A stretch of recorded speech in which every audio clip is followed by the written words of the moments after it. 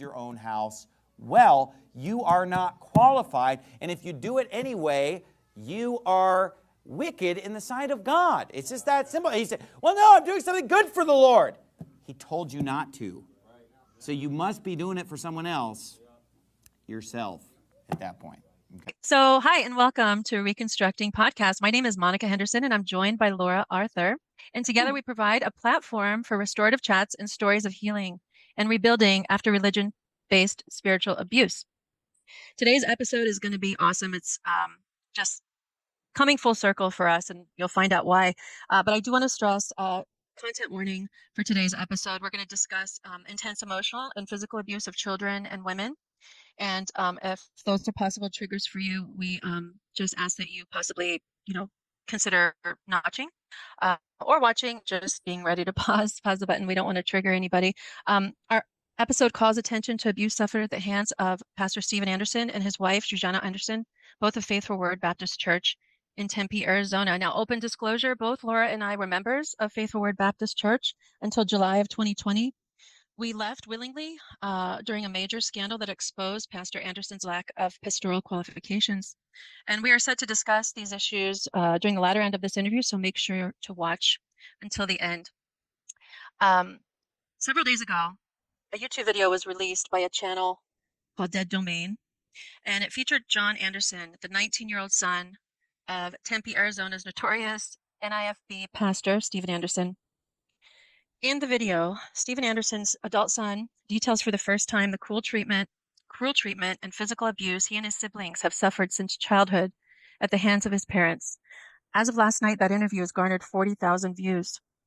A couple days after that, he released another video on the Preacher Boys podcast, also on YouTube.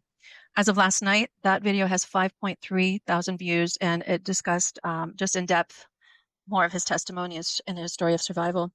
Now, if you've never heard of the New Independent Fundamental Baptist Movement, the NIFB, as we're going to call it, here's a flash primer. Per Wikipedia, the NIFB is an association of right-wing King James-only independent Baptist churches that began with Steven Anderson of Faithful Word Baptist Church out of Tempe, Arizona.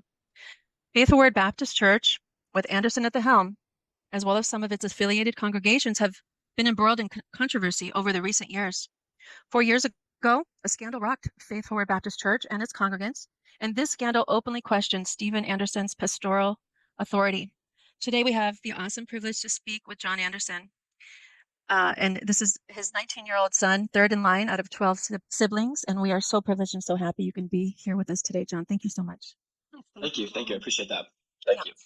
So I just wanted to just put a couple facts about the National Children's Alliance that reports that an estimated 1 in 4 girls and 1 in 13 boys in the U.S. are estimated to experience child abuse. Child abuse can be emotional, physical, and psychological. Laura, did you want to ask any questions before we start? Oh, yes. So I wanted to, right off the bat, we wanted to just ask you a couple questions. Are you a Christian? Are you a Christian, John? Okay. I 100% believe the Bible and profess Christ, and I believe the same gospel that my dad taught for years, and I'm sure many of the people in that church believe. I did approach 4 Baptist pastors, 3 of which identify as New IFB, and none of them would speak about this. 2 of them I contacted before going to Jordan, 2 of them I contacted after. One of them I said, hey, could you give me a call? I'm interested in talking to you about a situation. And I didn't give anything else. Like, I didn't say anything else, right? I said, hey, can I give you a call? I want to talk to you about something. And this is somebody like I personally knew. And he straight up was like, I'm not interested in talking about this situation. So he clearly knew what I was going to bring up. Right. So I texted him back and I said, do you believe that somebody who has a long history of spousal and child abuse is qualified to be a pastor? He never responded to the message. Another pastor didn't respond to my message whatsoever. And then 2 of them just kind of like asked a couple questions. But when I was like, so is this something you're interested in talking about? Is something they kind of just like, they were not interested whatsoever. Right, whatever opinion you have about Jordan as a person or morally, whatever, that interview is not him giving his opinion or anything like that. It is just him providing a platform, and there's somebody with over 100,000 YouTube subscribers that provided that platform. They're just asking questions. All they were a catalyst for me to tell my story. So it was good. Hey, maybe you should ask yourself the question of why no Baptist pastors were willing to talk about him. Right. Bingo. Right. Yeah, bingo. What was your intent in contacting them? Did you just want to talk to them one-on-one, or did you want them to feature you on their channels, or So the first pastor that I contacted, it was with the intent of wanting to of asking for guidance on it, because it was a pastor that I very much looked up to, and I have gone to his church a lot, and I considered him to be like my second pastor. You know, obviously my church that I was going to for my childhood was my dad's church, but I considered like a second pastor. So I wanted to talk to him. And he had no interest in talking about it or providing any guidance or providing advice. The other three I went to, it was with a thing of like, hey, is this something that should be talked about? Is this something that you are willing to talk about, since this is somebody you have publicly affiliated with and publicly promoted? Were you already estranged from your parents at this time, or was it before that?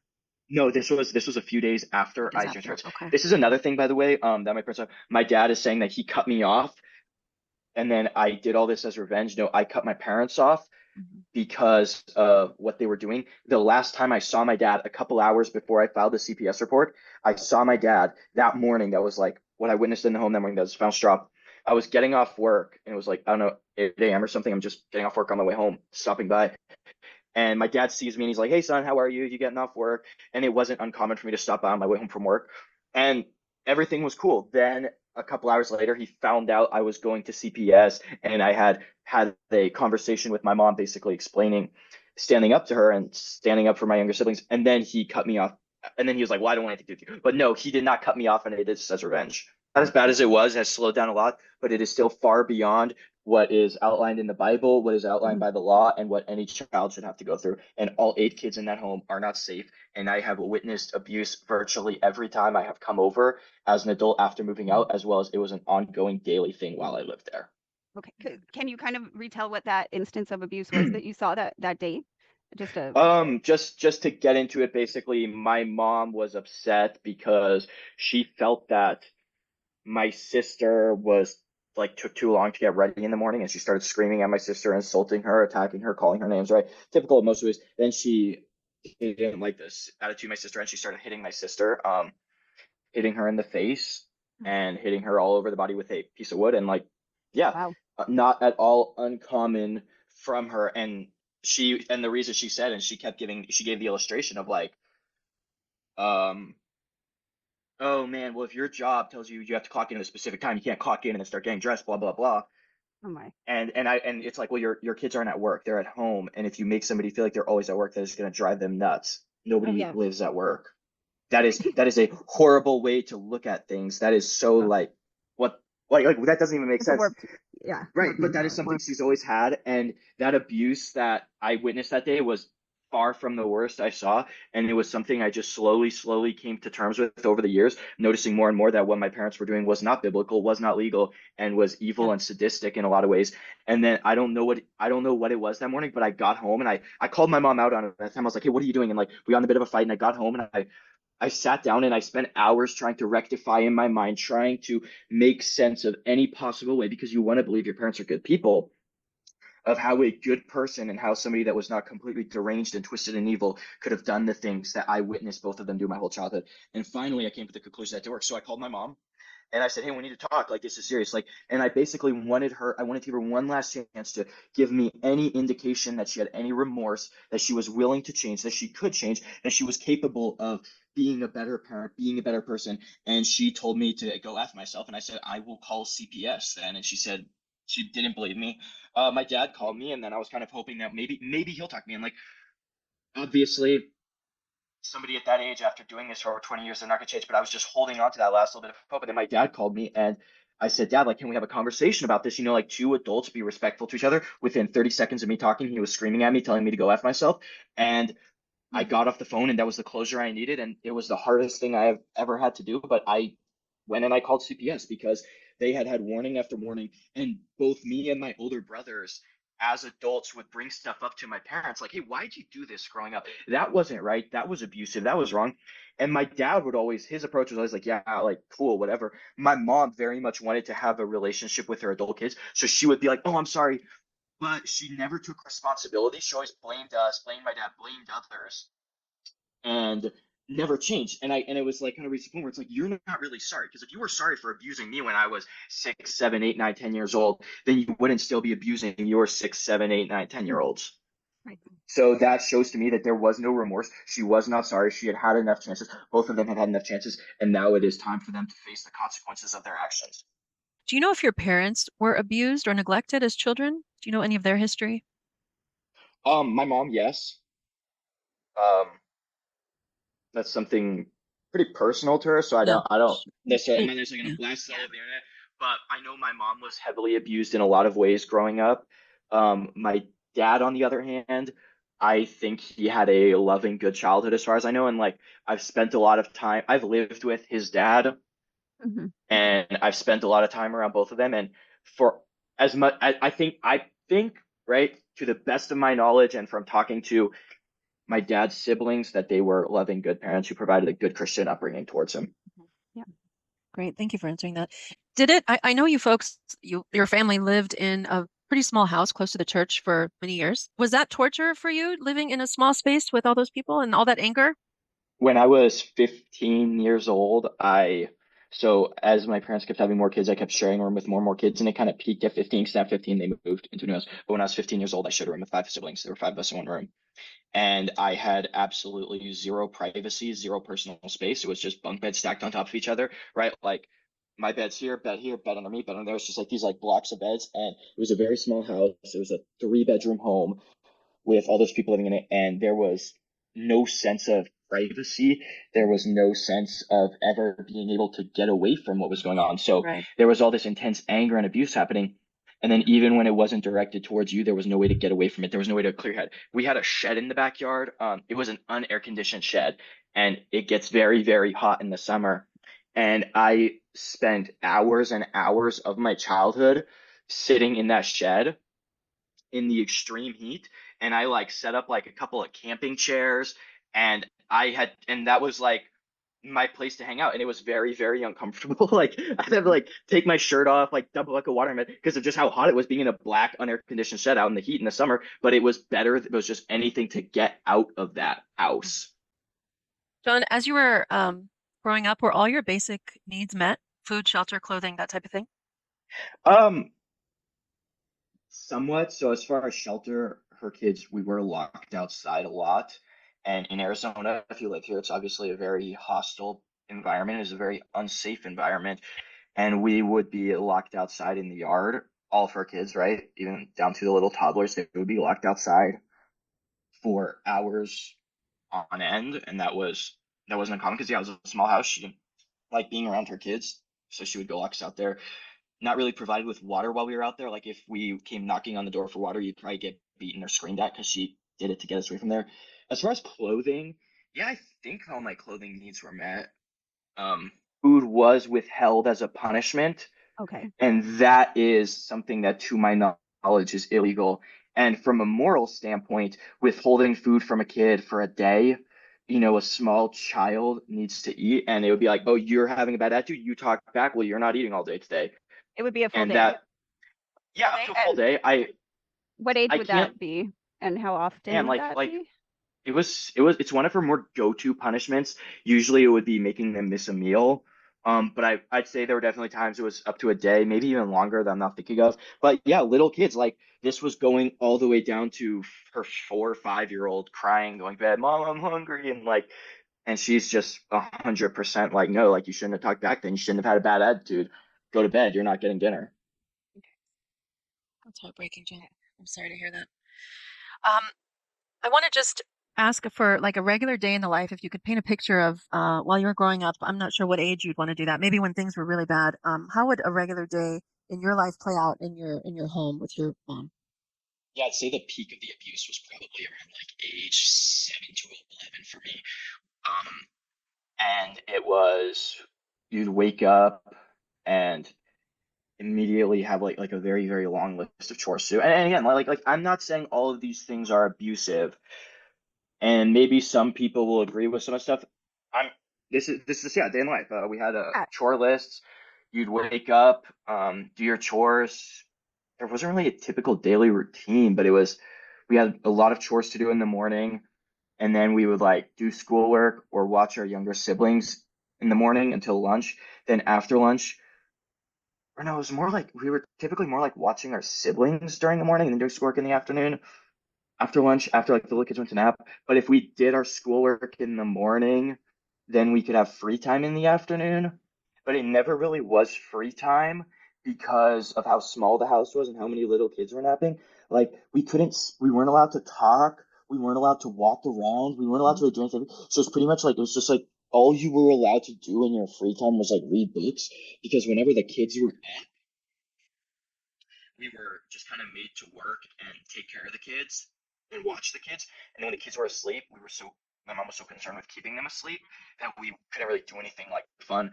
So maybe there was like a window of like an hour a day where we could kind of do whatever towards the evening, and then dinner time, and then we get all the kids ready for bed. Do all that. There's this myth that my mom is like this parenting expert, good take care of kids. She doesn't take care of her kids. Like that is most of that workload, the vast majority of that workload is put onto her other kids.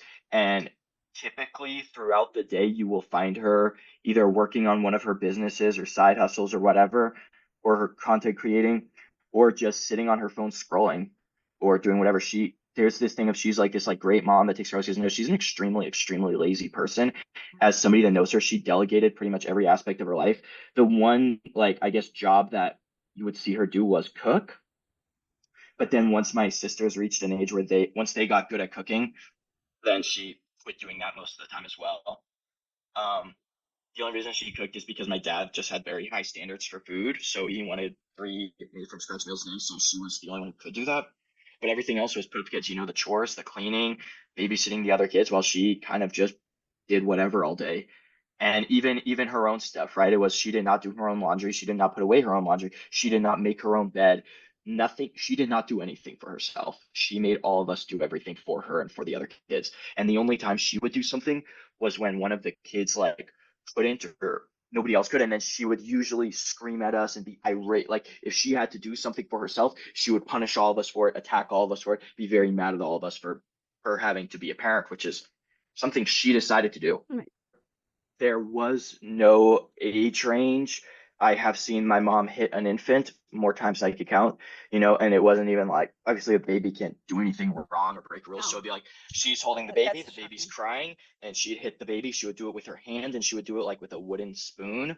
And then obviously going all the way up to my dad beating 17-year-olds, and my mom wouldn't really do that much physically to her 16, 17-year-old, because it's like her sons at that age like it's not, she's not going to be able to have a formidable effect of that because it's like we're all much bigger than her. So but up to my 17-year-old sisters, she was extremely physically abusive to my sisters all the way up to 17, and all the way down to them being an infant that cannot speak, cannot crawl. And she would probably beat kids between her and my dad. I would say probably close to 20 beatings a day.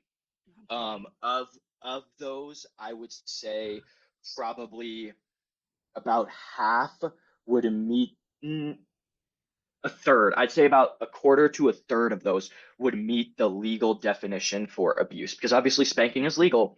Yeah. And it was about, I don't know, like as a kid, dude, I remember thinking it was a good day if I got 3 beatings in a day or something. And like my mom, That's like I was constant with that amount of constant, kids. That's constant, just a constant. absolutely constant. She's She was constantly screaming, constantly yelling.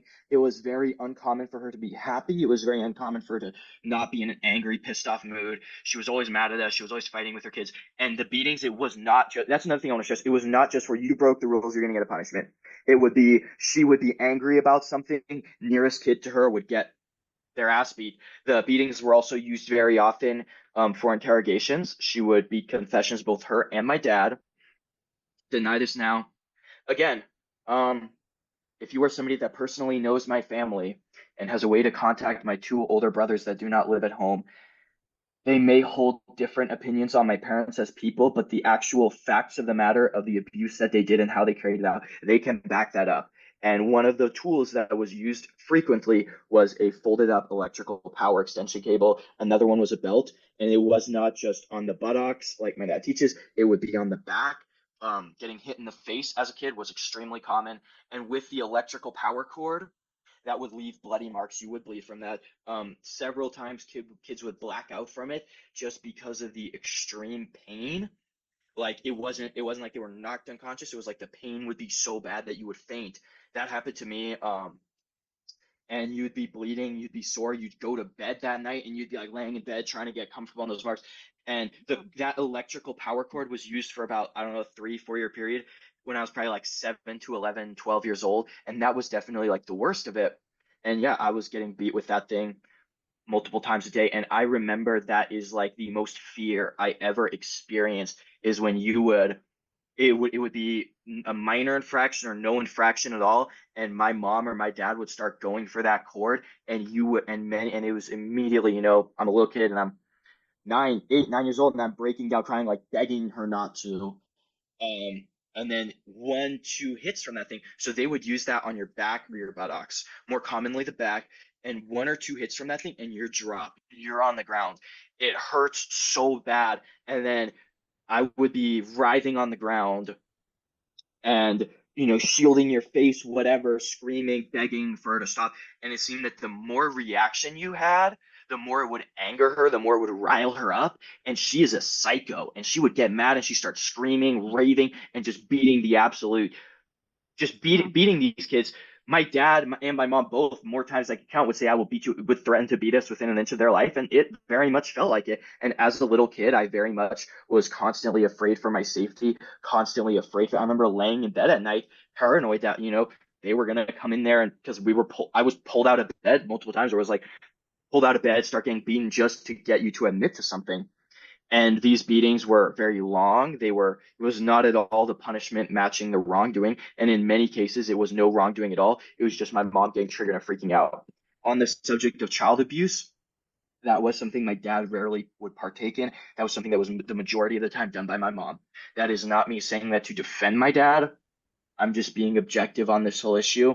A lot of people said after my first interview I was defending my dad. No, my dad is equally a bad person who is not fit to be a pastor, not fit to be a parent. Number one, because he ever abused his kids, even if it was only every couple months instead of every couple hours.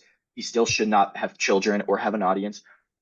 And he also was very abusive towards my mother, which I will get into later. And he should have stopped that abuse. That's not something a normal person is capable of. That is the type of behavior that my dad has always preached, is something that resembles that of a reprobate, and modern secular psychology would call sociopath. Somebody that my mom at no point ever showed any feeling or remorse. Obviously, years later, she's like, "Oh, I'm sorry, I did that." Obviously, not stopping, so she was really sorry. But at the time, she has never appeared to have any empathy towards any of her children. That is not normal human behavior. No, That is not the behavior of somebody who is psychologically well. That is very bad. That is very wrong. That is a very evil, twisted, deranged mind right there, the things that she would do. And in addition to the physical abuse, the emotional, mental abuse was nonstop. She degrades her kids. She insults her kids. She attacks her kids, calls her kids names. I have never in my life had somebody say things to me that were even half as like hurtful. Like the worst things that have ever been said to me were said to me by my mom. And that was so constant. And when you're a little kid, you derive so much of your like sense of self-worth, your self-image. You derive all of that from your parents. And this was something I spoke to my mom about as an adult. I was like, "Hey, like you are calling," she would tell her daughters that were 14, 15, 16, 17, they would upset her because she felt they weren't doing enough work on the house, and she would start yelling at them, and she would start telling them they're ugly and no guy's ever going to want to date them. And that is absurd, and that is so harmful, that is so damaging to their psyche. And I would call her on that, but why are you doing that? And she even said to me during the last interaction, I said, "Hey, you are going to degrade her, you're going to destroy her sense of self-worth." And she said, "That's my goal." Because she very much wanted, both of my parents are people that are extremely narcissistic and obsessed with themselves, and they are obsessed with control. So they wanted to have absolute control of their kids. And as a little kid, you definitely believe that. And especially with how sheltered I was as a little kid, I was homeschooled, so I had no other adult role models in my life.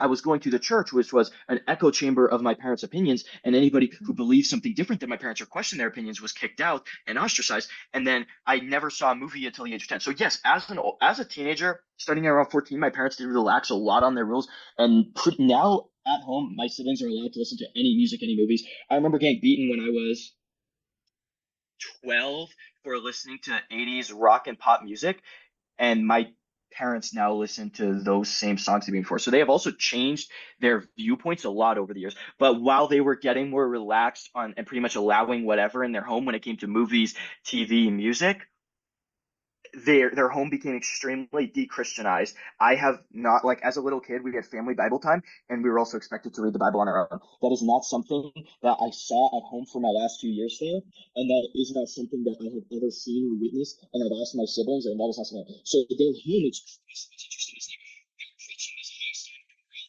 but my marriage home was slowly becoming more and more and more de-Christianized, and obviously, I think that kids should be allowed to just like listen to regular music or watch regular movies within moderation, within reason. But they changed that opinion vastly over the years, but they never stopped the abuse. So at the point it is right now, my siblings are not being held to biblical standards, or even like my little siblings as young as like 11, 12 are watching R-rated movies at home, listening to explicit music, which is stuff my dad would publicly go against. My family had these very strict rules up until I was about 14, around 14, 15. All of those rules just kind of started going away because my parents just very much could not keep up with their kids, could not handle their kids. Abuse never stopped, but the standards dropped dramatically, and it kind of reached a point where I was not allowed to be friends with people from church at all. Like, well, I was encouraged not to be friends with people from church, and I was encouraged to, hey, if you see him at church, smile, greet him, say hi, but don't talk about. I was never allowed to talk about movie. There was a strict rule that we were not allowed to mention any movie we watched to any church people. We were not allowed to mention any music we listened to any church people. And I was not allowed to have any social media because they were worried about how to affect their image. I was not allowed to text or call anyone from the church. And kind of the reason for that is they were very much like, we don't care what you do with your worldly friends, because I did when I got into being a teenager, and like I started like working jobs, I made a lot of friends like through lifeguarding and etc. And those friends, I was allowed to do whatever I wanted them. They never really monitored that. Yeah, me and my brother, we'd go on these trips and we'd leave for days, 3 days at a time, and it was kind of like, hey, do whatever you want to do, as long as nobody at church finds out about it, because they really weren't worried about enforcing rules or how they raised us. They were just worried about how they would be portrayed towards church. But I want to make the important distinction that even while their rules were relaxing up and their standards were relaxing, the abuse was still very prevalent, because the abuse wasn't based on rules or standards. The abuse was based on rage and personal problems with them. So he was teaching people to have more kids than they could handle, and he's like, well, I have that and it works out fine. Well, no, it wasn't working out fine. And how many people, I wonder, had more kids than they could handle because they looked at him and thought, well, that's possible. And he would lie to people and say, the Bible says that you must, when that is found nowhere in the Bible, that you must have as many kids as humanly possible. Do you think that your parents loved each other? Did they have a good marriage? How was that growing up? They were constantly fighting growing up. I never really got the idea that they genuinely like loved or cared each other. There were very few positive interactions between them. They were always fighting. They were always mad at each other. And kind of something that's interesting is later, when I was an adult, my mom decided at one point, a couple months after I moved out of the house, that she wanted to get a divorce from my dad, and she wanted to separate from him, and she wanted to press charges on him for years of domestic violence. And I'm sure this is something she'll deny to my dad, but I guess my dad, he can ask my other siblings, because she went to her 5 oldest kids, and basically 12 of them was like trying to paint this picture of my dad being a bad person, which obviously he is, but she wanted us to go to court and testify against my dad for spousal abuse and child abuse. And she told me, and the kind of what the same thing I always told her was like, well, if you want us to go to court and testify, we're going to testify against both of you guys. You can't expect us to testify against one parent and not the other, especially when the acts of child abuse you committed were objectively much worse and much more common. So then my mom, she told me, she said that within her first week of marriage or month of marriage, or very soon after marriage, she said he was so abusive towards her that she wanted to kill herself. And I said, and that was before you were even pregnant with Solomon. And she said, yes. And I said, so then why did you bring 12 kids into that relationship? If she was alleging that he was physically abusive from day one, then it's like, well, why did you make the decision to bring 12 kids into that relationship? Because if you've been married for a month and you don't have any kids with somebody, it's not that difficult to get out of that. Obviously, emotionally, mentally, it's very difficult. But like physically speaking, she could have gotten a divorce somewhat easily, much more easily than now when she has 12 kids with him and has been married to him for 20 some years, and now does not really have a way to support that family on her own. So eventually she kind of dropped that issue because none of my siblings were willing to testify against my dad without testifying against her as well. And she obviously does not have the financial means to support that many kids, because she has not ever worked a job in America, has not been in the job market since the 90s. Then she really can't support these kids. But my mom very much hated my dad. She told me this like on multiple occasions, years apart, about how often she would pray that he would die, because she felt like that was like the best outcome. She's like, well, if he dies, because the other thing was she didn't want to discredit his ministry. Mhm. So she was kind of hoping he would die before anything came out like it is now. So then that way he would die, whatever. She wouldn't have to deal with him. She would get a life insurance policy. She told that to multiple of my siblings. Like, and my dad, even if he's going to watch this, he remembers, I remember them fighting because she said it to his face when they were that. She kept saying that for years after. And she would tell me about it. She prays that he would die so that she wouldn't have to do anymore. Now, my mom was very physically heavily abused. I guess that segues into that is, yeah, my dad, my mom says that the abuse started at the very beginning of her marriage, and it was kind of in the sense of when they would fight, he would hit her. But for a several year period, kind of concurrent with when the child abuse was at its worst, my dad was very abusive to my mom in the sense that it wasn't just it wasn't even like he got mad, lost his temper, and hit her. It would be he used the same electrical cord on her that he would use on us, and it would be like, well, you disrespected me, you talked back to me. He very much. My dad's an extreme narcissist, extremely has a God complex. He never does anything wrong in his mind. I've never once heard him apologize to like one of his kids or to my mom or anything. He did what he did and was not sorry, could never be wrong. Nobody could ever question him. And he would then beat my mom with the electrical cord of like, okay, well, you're going to talk back. And he even, I guess, had some kind of a system for, like a system of like, this infraction is this. Because I remember this one day he was like tallying it up because he like couldn't do it. And he's like, well, that's, he's like, I'm going to write this down. 3 more for talking back, 5 more for this one. And just like, and then he would beat her very, very badly as well. And like that electric cord left these really bad marks. And I remember seeing those same marks on my mom. And yeah, that was something he did for years. Now, to all of the people that say, oh, your mom isn't bad, she was just in this abusive environment, so she was abusive as well. I am sure that my mom's abuse she endured as a child and the abuse she endured from my father are a large contributor, if not the reason why she was abusive to her children. But every adult is responsible for their own actions, and it doesn't matter what made her an evil, sadistic person. She is still an evil, sadistic person who deserves to be punished for what she has done. She deserves to go to jail, and she should not have access to her children. It's unfortunate that she became that type of a person because she was abused, but that does not make her any less guilty or any less somebody that should not be trusted with children and should face the consequences of their actions. My dad, I know, had a meeting with members from his church where he addressed these allegations basically because people were asking him, and he denied it all. He said that he has never hit my mom. He said that he has never hit my siblings in the way I'm telling the story now. Like I said, the Bible says to take anything at the mouth of 2 or 3 witnesses, and you can ask my brothers, and they will tell you, like, yeah, like my dad beat my mom, and like, yeah, and then I'm sure that as more and more of my kids, so I know 3 out of 3 of my dad's adult children will say and be like, yeah, and if you ask them, like, yeah, he did all these things. So I'm sure that as more and more of his kids become adults and are no longer under his control, like obviously if you ask the kids at home, they're not going to be able to be honest because for fear of their own safety. But if you ask any of his adult kids, any of the kids that no longer live with him, they will tell you the truth on this and they can back up these facts. So then the Bible, he's clearly disqualified, right, from being a pastor because of these things. And he knows he's disqualified because if he wasn't disqualified, he wouldn't feel the need to lie about it. So as a church member, hear my testimony. Talk to my brothers. They're not publicly talking about this, but if you personally know them, if you go to the church, ask them, give them a call, shoot them a text, ask them about these things. They can corroborate these details, and you can make that decision for yourself whether or not this is a reliable account, whether or not this is a reliable story. And then ask yourself the question of, you have a pastor that is disqualified, knows he's disqualified, and then gets up in front of his congregation and lies to his congregation blatantly, knowingly.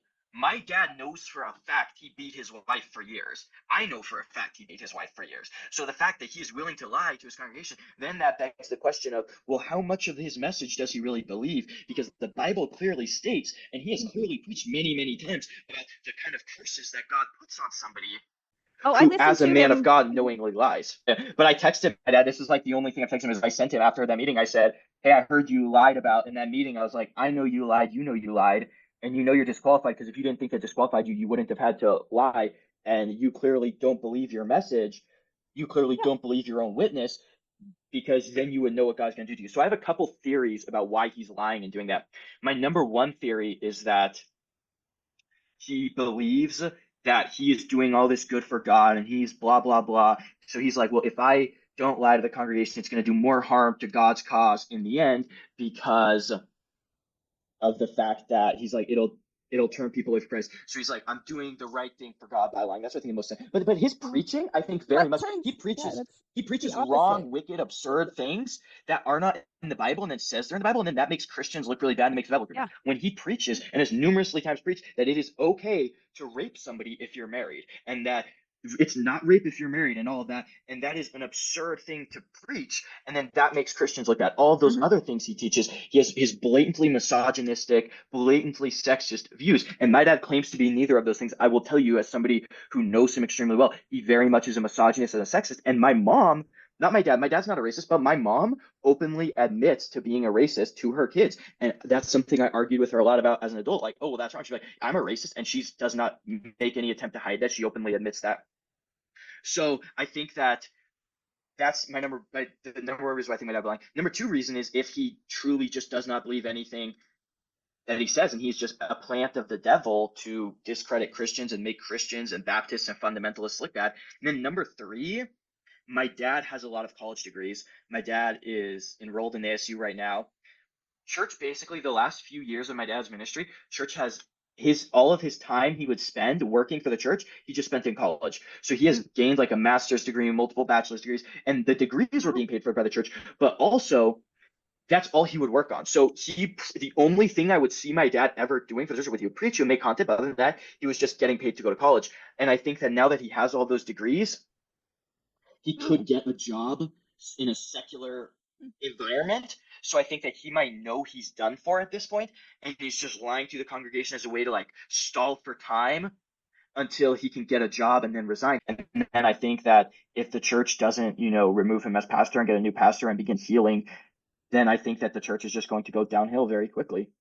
Yeah. Another issue, by the way, is somebody just asked me about this, and like I forgot about this, but my dad has like publicly attacked pastors and says not valid church or valid pastor if you're not ordained. My dad has never been ordained, and he has publicly attacked a lot of people for being ordained, and he never had a public ordination. But he claims that his pastor in a private one-on-one conversation ordained him. Yeah. But that pastor has since come forward and said that he did not ordain my dad, and he told my dad he would not ordain him. Right. So that's So why this was- ordinations are supposed to be a public service. But he Right. very hypocritically attacks other pastors for not being ordained when he himself was never formally ordained. Yeah. And his whole thing about he So- left Bible college a week before graduating. And I find that really interesting because he said he left because of doctrinal issues. He couldn't he didn't feel good morally going to Bible college, so he left. So why would you leave your Bible college after spending thousands of dollars? You leave a week before graduation because of a moral issue. But what's funny now is my dad is actively enrolled at ASU, and anybody who knows anything about ASU knows that it's the #1 college in the US for STDs. Yeah. I want to say #1 cocaine consuming college in the US, and it's on like the top 10 for alcohol consuming colleges. So my dad clearly does not have an issue with the moral standpoints of organizations he goes to. ASU also, they officially, whatever that school promotes all kinds of things he disagrees with very much more than a Bible college. So he claims he left his Bible college a week before getting a degree because of an issue with Zionism, but now he has no problem going to a college that openly supports the LGBT agenda, #1 cocaine consuming college, #1 STD college. So it's like, that's some that makes me ask myself, well, did he really leave Bible college, or was there more to that situation than he's being honest about? Because clearly he is somebody that is willing to lie to his congregation, and we can all now see that he has no intrinsic core values, and he's willing to do whatever to protect his power and to protect his role that he very much enjoys having of being an influential pastor. Because my dad is somebody who's obsessed with control and obsessed with power, and he gets that dose of control and power through his ministry. Yeah. John, I have a question. I just want to kind of close the abuse portion and ask you, how did you kids cope during this time? Did you seek solace in one another? Was there a family member that you could turn to? Was there anybody? You said it sounds like you were all very isolated. And how was? Yeah, I mean, I think we turned to each other and would kind of empathize with each other and be like, man, that really sucks that happened. But the really the most painful part of it all, and is we were taught from a young age that was okay, and then that creates such inward tumult of knowing it's wrong because we all kind of know what's right and wrong, but then believing it's well, my parents say this is God's word, and my parents say when I'm older it'll all make sense and I'll understand, and my parents can do no wrong, and etc. And then that creates that really difficult struggle. So as a child I was well, I guess this is just what it's like being a kid. And I guess this is normal. I very much thought it was normal. And as I became an adult, I realized how much they were lying to me. And as an old teenager, I realized how much they were lying to me and how evil and wrong and sadistic all that stuff was as I got older. But I just very much did not want to accept that my parents were horrible people. So yeah, I tried to explain it away, and I tried to tell myself, well, good people do bad things up until only a couple of weeks ago. And that was the hardest thing I've ever had to do, to acknowledge that my parents are evil, bad, wicked people, because you want to have parents. You want to believe that your parents are good people. And when you acknowledge to yourself and when you consciously realize that your parents are evil people that do not love you, do not care for you, then you are in a way losing them. And you try to explain away all the bad, and you try to explain away all those bad moments in order to hold on to those positive aspects. And that's the big difference between my mom and dad, is my mom was extremely rarely positive. My dad, normally, most of his interactions with his kids were positive. I would say for my mom, it was about 90% of the time the interactions were negative, 10% positive. My dad was 90% positive, 10% negative. Mm-hmm. And wow, that very much would then be like, it's very hard to accept that. But at some point, and I'm not doing this for myself, you know, I am safe right now. I am happy right now. And I have worked through everything that I have had to go through. But now it's not about myself. I'm not doing this for myself. I'm doing this for two reasons. Number one, for my younger siblings still living in that environment, because I know how harmful it is. I know how bad it is. I know how much every single day hurts and is painful and sucks. And I'm doing it because I know, and I talk to like my younger siblings, and like I see the effect it has on them. They are very unhappy. They're very depressed. They're very upset. And that's not normal for a little kid. You know, a 6, 7-year-old should not be depressed and angry and whatever. And like, hey, I shouldn't be starting till you're like 16 or whatever. Yeah, right. But like you shouldn't have like some like angsty emo 16-year-old. I mean, not an angsty emo like 6-year-old. Like that's Right. not normal, right? Exactly. So I'm doing do it to they, get them out of that environment, and I'm doing it to expose my dad to the people of his church, the good people, so they can kind of know the type of person they're listening to, so they don't go home and do the same things and listen to his preaching and follow his advice. And then, because I'm sure that there are other women in that church that have been physically abused, and I'm sure that there are plenty of other kids in that church that have been physically abused. Mm-hmm. And I am trying to make it very clear that my dad is not a good person. My mom is not a good person. They are not people that should be listened to or trusted. And to my siblings, I'm doing this as a way to help them through that, because I firsthand know how difficult it is. And then thirdly, to any kids that are in similar situations that might be seeing this, whether they are within my dad's church or movement or just any kid in any situation, hey, I know how difficult that is. I know how bad it is. And I put the offer out there in my last 2 interviews. And yeah, like I am somebody that you can always contact me, reach out to me. And if you have questions, if you're concerned, like I will talk to you about that. I'm happy to support anyone I can who's going through something similar, because the worst part of being abused is the feeling of isolation and the feeling of helplessness. And I want to provide that support and that listening ear and that advice and compassion to anyone in a similar situation. Mm-hmm. And to all the people that are attacking me online because of my appearance and because of things. First of all, a lot of the accusations that have been made against me that I drink alcohol, do drugs, are not true. I am currently completely sober, and I have been completely sober for some time. And the Bible, and as far as piercings, everybody got mad at me for my piercings. I don't even know why that like trigger people so much. The Bible like repeatedly brings up piercings, brings up nose rings, earrings, all that stuff, but it never says they're a sin. So if you want to say that piercings are a sin, well, that is teaching for doctrines, the commandments of men. If you think it's wrong to have tattoos, well, I think we just have two different personal opinions. I think that was an Old Testament thing. If you think that's still a New Testament thing, hey, that's okay. Agree to disagree. But your opinion on me as a person, I am still a Christian. I still very much have faith. I still read the Bible. I still listen to other preachers, and I still live Christ's message of loving God and loving your neighbor. And it shouldn't matter who I am. If what I'm saying is true, then it's true. Mm-hmm. Yes. How do you feel about your education, and how was your mom as a teacher in the home? Do you feel you seem extremely intelligent? So, what do you think about the education you received? I wouldn't say extremely intelligent, but thank you. I think that it very much depended on the kids. So my mom could not keep up with all of her kids and track all of her kids. Sure. So I do know that the education varies wildly between her kids, and I feel as though I got a good education. When I was 16 years old, I was enrolled in college with a 4.0 GPA. When I went to a higher education after that in the medical field, that is something that I scored over 90% in the class, got a perfect score on my state exam. And I'm not saying that to brag, but like I feel as though I got a good education. But that's because as a kid, I was always very interested in my education and I always made sure to pay attention to it. But the other kids who kind of weren't as, I guess, nerdy as kids, they would then slack off more and my mom couldn't keep up with it. So I know that all throughout the kids, they were always weeks and weeks behind on their lessons. They were cheating was rampant because my mom was having the kids score their own work as like 7, 8, 9-year-olds are scoring their own schoolwork because my mom won't do it all because she, number one, had too many kids, and number two, is very lazy. So I think that a lot of the kids are not going to get a good education. I think that a couple of them will if they really choose to and really work for it. But most kids are not going to naturally have that desire to pursue that education. Yeah, well, that's a great answer. Thank you. I do have a quick question about the scandals in the church. How did those scandals, if you remember, how did they affect the home life? How did they affect the relationship? Would people just blow up when they got home, or did it affect the home life at all? People coming home and blowing up and being mad, well, that was constant. So like there wasn't like my mom's more mad than usual because of scandal. No, she was just always really mad, always blowing up, freaking out. My dad usually wasn't like screaming, yelling at us on a daily basis. That was pretty rare. So yeah, that type of thing that didn't like have an effect on the family wouldn't really affect us. But I know that one thing that was like really triggering to my dad was if he felt we were making him look bad to the church.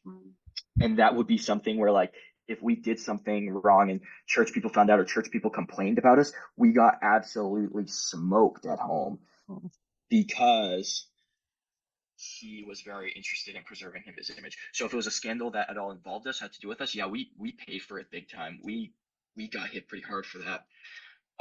If it didn't involve the family, then it didn't really have that much effect, I don't think. Thanks for answering that. So the qualifications of a pastor, a bishop, I think 1 Timothy 3, 1-5. My dad's completely unfit to pastor. Yeah.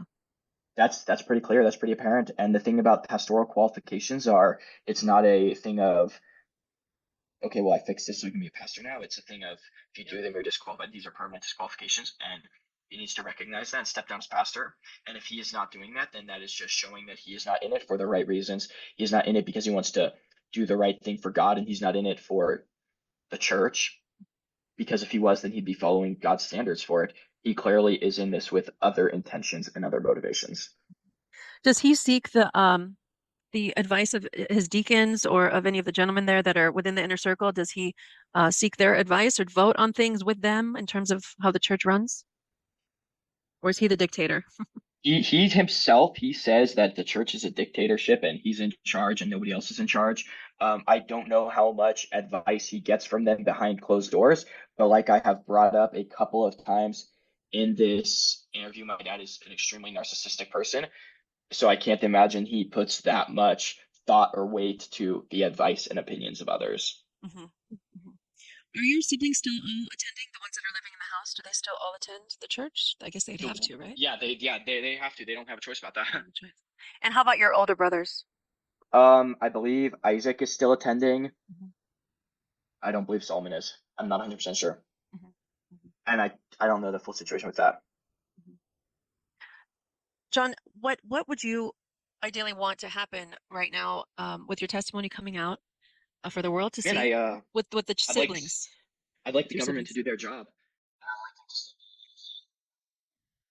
I understand that the foster care system is far from perfect, but I believe that as somebody who lived in that house firsthand, I was physically, emotionally, mentally abused on a very frequently on a daily basis. You know, I constantly had marks, constantly was in pain, constantly felt scared and stressed. And in the many stressful situations I have faced as an adult, which I have had plenty of that, I have never felt 1/10 of the stress that I felt on a daily basis as a little kid living at home. And I think that CPTSD and other issues that can cause, I think that environment is not a good environment for them. And as much as I would like to believe that, whoa, my parents can change and get counseling and get help. And as cool as that sounds, like, let's be honest, if you have a couple people in their 40s that have been doing this for over 20 years, they're not changing anytime soon. They are who they are. Right. But yeah, CPS has been contacted and that is being dealt with on that end. Yeah. I wanted to ask something about that. I remember your mom talking about her relationship with the Tempe Police Department, and then she'd go on ride-alongs frequently. She had mentioned that in a vlog, and I was wondering, do you think she has like an in with the city, to where they give them kind of a free ticket out of trouble? Mom has never been on a police ride along. Mm. If she said that, that's really weird. She always acts like she's like so like in cool with those people, and she'd be like, yeah, like the cops came, like yeah, we have regular stuff. Like as far as I know, like I don't think they like her very much. I think they're tired of showing up to her house for dumb crap, Hmm. like. Hmm. So I don't see them liking her. What you gotta understand is that with CPS, is they're a very limited organization. Of They get sued a lot and they get attacked a lot. So I think that that would be why nothing has happened yet. And there is also a then they're going to go tell on me to the authorities, and then I'm going to get in all this trouble, or whatever, get the CPS or whatever. I don't know what is it called in Arizona? CPS, DSS, DCS, CPS. It's called different things in different places. I believe it's called CPS here. But here's the thing about that is One time I was going there for the meat buy. Remember when your mom used to do the meat buys, the beef buys? And here I am, like, I'm thinking, for years, I just said, Juja can do no wrong. She is perfection. I mean, I really thought she was like an angel. She just was an angel to me because I wasn't on social media, so I wasn't privy to how she was with other people from within the church. She barely talked to me. I just thought, wow, her kids are just behaved. They don't smile very much, but they're well behaved. And the husband and her seem to love each other. So I went there to grab my beef, and I think I had some cookies or something for you guys in a game. And I'm walking up to the door. I'll never forget it because I came home telling my husband, like, I'm not sure what I heard. I heard a primal scream come out of your mom's mouth. I've never heard anything like it before in my life. It was that before I sounds hit like the her. it was before I hit the door, and I thought, oh my God, like, am I walking into like a scene? I was scared. No, So she's very wow. psychotic. That's pretty regular for her to just be screaming at the top of her lungs. I mean, at the top of her lungs, like Yep. bloody murder. It Dude, was it like would and it bloody would be murder. so annoying to listen to, just like shut up, Right. I like could just totally see that. nonstop. But that's kind of the break in the And facade that I found. that's very physically triggering. Oh Like yeah. your body releases hormones and your brain has a certain physical response to that kind of stimulus. And when you're having that on a constant basis, like yeah, that's gonna very much affect you. Yeah, I could Yeah. totally see that. I came home, I told my husband, and he almost didn't believe me. He said it It's must pretty unbelievable. It's pretty it is unbelievable unbelievable. that you have a It is grown woman in her unbelievable. 40s screaming at the top of her lungs. But no, that was a daily occurrence for her. She like screamed like ah, and like screaming your name, and like what? She's like, "Get me a cup of water," and it's like, Oh my God. Wow. you have two legs. Walk yourself to the water cooler. Oh wow. I think that so for my mom, I very much did not feel loved. And I actually remember I had this. I remember I would go to, and my mom, me and my brother actually had this conversation of like who are like the kids who my mom dislikes the least, and we came up with three kids, me and one sister, one brother. We kind of like agreed, like yeah, those are like the three that always kind of like seem to get it the worst and have like the most and that personality issue. And like I very much was aware that my mom did not love me, did not like me growing up, and that's something I felt every day. And I remember more times on couch, crying myself to sleep, and I just thinking like, why doesn't she like me? Why doesn't she love me? And I remember I even had this thought of like as a little kid thinking about how long it would be till I was an adult and like how many years was till I was 18 and thinking to myself, okay, that's how much time I have left to make her like me. And this sense of anxiety about becoming an adult before I was able to like convince her to like me, convince her to love me. So like with like babies and toddlers, my mom is pretty affectionate with them. But as a kid, my mom never like that I can remember like with like her babies, they're like 1, 2, 3 years old. She'll cuddle them, hug them, whatever. But not that I can remember. So it must have it either wasn't happening or was happening when I was that age. So I wouldn't remember obviously. But maybe once, twice, giving me a hug. Very rare to say I love you. That did change when I became an adult, and then like as an adult, she would say I love you more and like give me a hug when I would come over. But like that was not ever as a child. Same with my dad. I'm thinking of one instance off the top of my head with my dad's where my dad said I love you. Can't really think of any time my dad ever like gave me a hug as a kid, something like that. I did feel like my dad actually cared about me more because like my dad would like ask me about my job, ask me about like when I was in college and other education. He would like ask me about that, ask me how it was. He liked hearing stories from my work and like he would take us traveling. Like my mom very much, if I would try, I'd try to tell my mom a story and like I'd be like talking, and then just like in the middle of it, like I'm mid sentence, she would just like walk away and start talking to somebody else. Like it's just like I'm like, oh, like, and like very much, or just like I'd be like talking and I was like get the sense that she wasn't listening, and I just like stop talking mid sentence, and she like wouldn't say anything or like react. Oh, like, oh, she hasn't been listening. She would like go on all these family vacations, and I never got invited to any of them. Like she would go to like Germany, New York, all over the country. She'd like take all my siblings, and like she never took me. Like I've never Wow. been on one of those vacations. The only like I would go on like trips with my dad that like church would pay for, like when we were going to preach, but I've never like been on like a vacation outside of like California. I'd always like ask Really? her to take me, Oh, and that's she so would be like, well, that's entitled. Like I don't have to take you just because I take them. And she was kind of like, you can go, but you have to pay for yourself. But then she was like paying for everyone else. So like, I don't know what was up with that. And I mean, like, that's obviously not abusive, well, it's a little but it's bit just like, it just kind of questionable, and shows like, it it's shows the not type of person she loving. is. It's Right. neglectful, is what it is. Yeah, It's It's neglectful. mean. It's just a little bit mean. So it it's is. like, especially It's not a because motherly growing up, thing to do. You want your kids to no, all feel right. included. It's I'm like, well, I have never been on any vacation anywhere other than California. For a long time, he worked extremely hard for the church. The last few years, the only work for the church he does is preach and make a couple videos. He turns down most speaking engagements. So when he was traveling, he'd always take a kid with him, and usually he would just take one kid. So it's like a rotation. And there was a See, I period think where that's a good when he thing was because then working you have extremely one-on-one hard, time. Yeah. when he Yeah. was working extremely hard, traveling every week, there was a rotation of kids. So you would get to go on a trip with my dad every couple of months to go through preach. So there was one time with my dad, with my mom, not really ever, no. And like there were even times as like when I would like try to like when I was older, when I was like 12, 13, 14, I'd be like, hey mom, and I like try to like arrange something like, hey, like can I go with you on this errand? Or, like, hey, do you want to go with me here? And like it pretty much would never really happen because she had way too many kids to handle and did not really individually like most of her kids, and definitely did not really like me very much.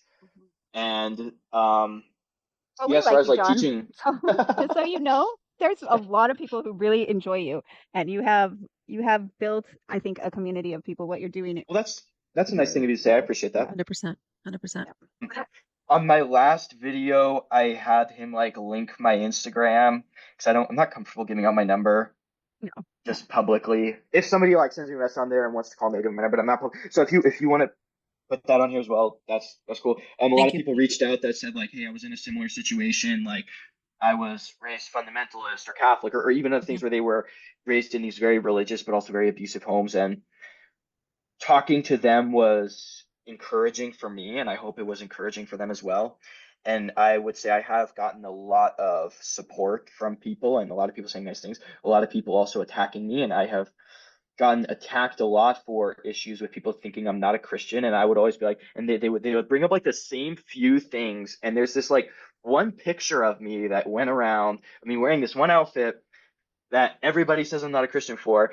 And I'm not gonna lie, okay, I get it. The outfit looks a little gay, but I was at an electronic music festival, and that is what you do. You dress up as kind of like bizarre and crazy as possible. That's just part of the culture of the event. And with context, that's not gay.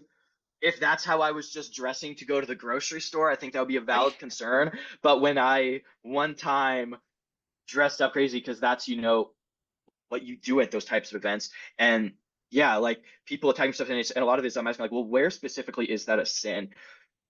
Where Yeah. specifically does the Bible say that you can't have piercings, or like, and especially it's like, dude, that's not the point. Like that is what the Bible talks about. It's talking about like picking out the mote in someone's eye when there's a beam in your own eye. And it's like being abusive and violent towards your wife and kids is a much more serious issue than wearing a questionable outfit to a music festival or having piercings. Well, I think that's a Like, common tactic that is used, and I know you don't describe it as a cult, but I do actually think that it is a cult there. I think like I would say a lot of we people have a cult-like view of the what we organization. used to say, I used to say even while I was there, I'm like, well, we're not in a cult, but we sure are surrounded by some cult members. So That's a really good way of putting it, I think. I think but that pretty much sums it up. Yeah. I the would say my faith is stronger the now than ever since yeah separating from my dad in that church. yeah And I will say the support overwhelmingly, the majority has been positive. And if you are somebody that left a positive comment on either or both of the interviews, or send me a message, I did read it all. I think I responded to everyone who messaged me, and I tried to respond to all the comments, but I read your comment, and I appreciate it if you did leave that. And yeah, that has been encouraging. But I have also, what's really cool and something I did not at all think would happen when I did this, but I have reconnected with some old friends, and that's been good. That's been nice. One question, it's kind of out of line and you might not want to use it, but I'm really curious because I have a theory about what happened to your mom. Your dad was on a mission in Germany, and he sees a pretty girl walking down the street, and she's busy in her life, feminist, all that, school, make money, and he stops her, and they end up getting together, and he kind of abruptly stops her own manifestation of who she wants to be. And my theory, my thought is maybe she has, anger because she wanted to come to America because she was curious of how this would play out. She wanted part of this, but she didn't want all of this, right? And my theory is that maybe your dad might be a different person if he wouldn't have married her for the better. Maybe I don't want to say poison the well, but what do you think about that, about my theory? I would say that I think that my dad probably started out with good intentions. Mhm. And I think that he very much is not the person he was or pastor was at the beginning. And like, I think that I think that he very well could have had good intentions at the beginning. You know, he grew up in a good home, went to Bible Right. college, wanted to be a pastor, wanted to be a missionary from a young age. Mhm. But at this point, I think that he is past the point of no return Mhm. with all that. Mhm. Mhm. As sad as that is to say about my own dad. Yeah. And people act like I just want to like go attack my dad. Like this is hard for me. You know, like that's my dad. Like this isn't something that gives me joy to talk about. And you know what's interesting is that conversation I had with Jordan, where I detailed it, that was the first time I'd spoken to anyone outside of my family to speak to a lot of those things. And like Mm. I had mentioned to people before, like, yeah, I got abused a little bit growing up, or like, but I very much downplayed it because I didn't want to acknowledge it because I wanted to have that relationship with my parents. And that conversation with Jordan was my first time really talking about a lot of that. And this isn't something that's easy or positive for me. And like, and I have no motive. What is my motive to want to go and attack my dad and cut things? I have been cut off completely from my family. There's only, right, like one of my brothers talks to me right now. A lot of people don't like him. He says a lot of weird stuff. But like, I think he's a good dude. Like, I think he just has a lot of weird ideas, and I don't agree with him politically. If anybody knows his political views, but he's the only member of my family that still talks to me, and I think he's a nice, good guy. He just has some weird ideas, but he doesn't. He's not physically violent to anyone. He doesn't physically act on any of his ideas or beliefs. And we are free as people, and part of freedom is the freedom to be wrong. But yeah, I don't know what people think I would have to gain from making all this up about my dad. Because 2 weeks ago, I was welcome in their home. Right. I was able to have a relationship with my younger siblings, and that was something that was always really important to me. Was from the time I got my driver's license, like I was always taking my younger siblings that were like the little ones out on day trips. Any day I wasn't at work, I would take them to the zoo, take them to Tucson, take them to Flagstaff, and I'm sure that that's something that they're going to miss. And I'm sure that they're going to ask my parents about, hey, you know, what happened to John? And who knows what they're going to tell them? You know, they're going to tell them that. And I would have them bring my siblings my job to show them what I do and like try to be a good influence. And now I can no longer have that influence on them. And I think that that's not something I like. I don't like the fact that I don't have, you know, as a young adult, 19, living alone, it's difficult when you don't have like people you can go to for help with stuff. You know what I mean? Like just logistical things in everyday life. Right. You want to have the thing of like like who do I call to ask if a specific dish can go in the microwave now that I've ostracized my family? And like I had no motivation to do this. I have only suffered personally loss for this.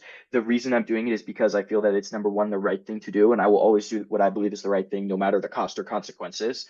And number two, I'm doing it because I think it's what's best for my siblings and the good people that are in my dad's church. Yeah. Wow. That's so important. That's a great point to make, John. And I can't imagine the last 2 weeks, how they've been on your heart. I know it's probably equally cathartic, but also painful beyond words, painful. And I believe God, our God is a God of miracles, and I pray for the hearts of your parents that they soften. Um, Maybe it is a lost cause, but maybe if they're presented with the idea, the fact that they might lose their children at some point, for what they've done, maybe that'll, maybe that'll Yeah, turn them. hopefully. I don't know. I hope to God and I pray to God Turn and 'em I'll be straight. praying for them. Yeah. And I'll be praying for you too. And thank you so much Thank you. for talking with us, John. This was amazing.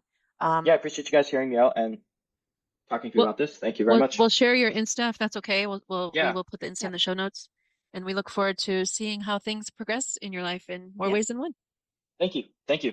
Very My needed faith out is there the in the best world. it's ever been right now.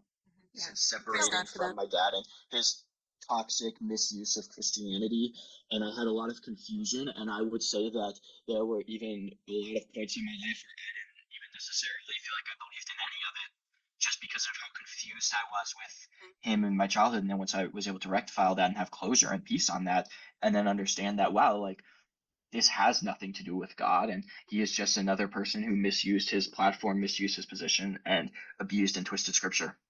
Yeah, so insightful. That's so important. See, you don't realize that you've become a leader in this small growing movement of people that might know they're in a church that's not quite right, or maybe older children that feel like they don't have anybody, like all the years you grew up and you really didn't have anybody and you felt like there was no voice for you. So inadvertently you become kind of a leader in this, which is a wonderful thing because I think you're a natural leader.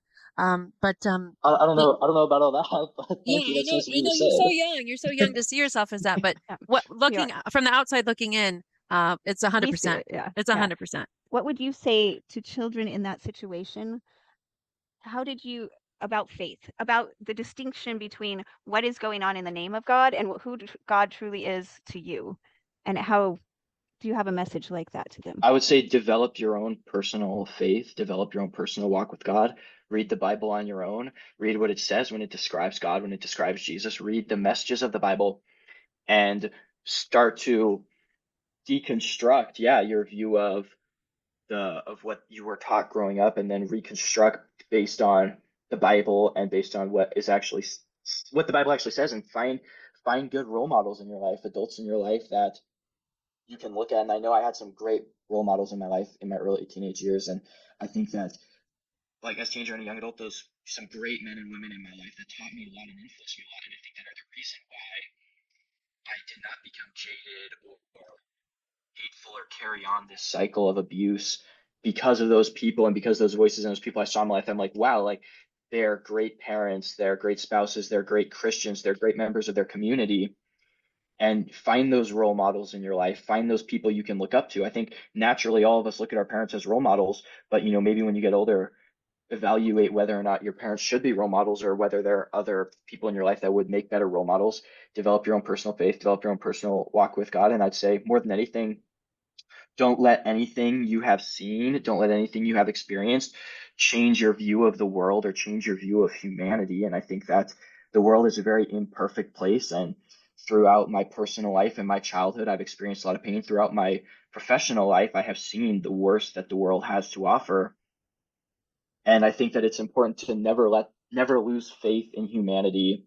Understand that there are good people out there. There is good in the world, and as many bad people as there are, and as much as everything is imperfect, it all kind of fits together perfectly.